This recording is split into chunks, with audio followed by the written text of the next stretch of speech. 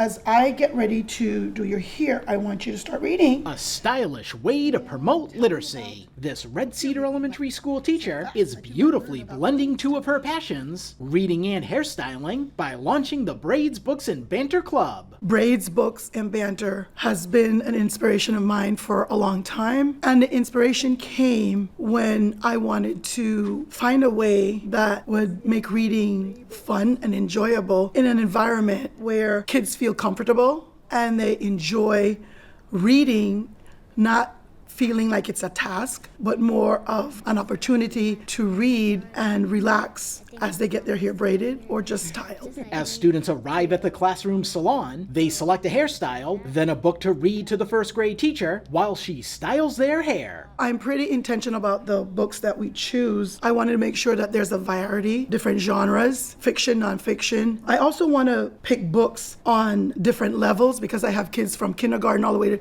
third grade who have visited already. And I wanted students to come in and see books that have characters that look like them. I also allow students to choose a book from home. That way they're more invested in wanting to read and share with me something that they're doing at home. The club hopes to inspire a new generation of readers, one braid at a time. What I want kids to remember about this experience, that reading can be fun, it can be enjoyable. And I like the way that I can ask them questions about the books. And that way we improve reading skills, comprehension skills in a nice, relaxing environment. The students are having lots of fun reading and love their new hairstyles. I think it's cute. She was helping me with the words. The club meets before school on Tuesdays and Thursdays and is open to students in kindergarten through 5th grade. I've had the comment from parents like, well, the boys might feel jealous.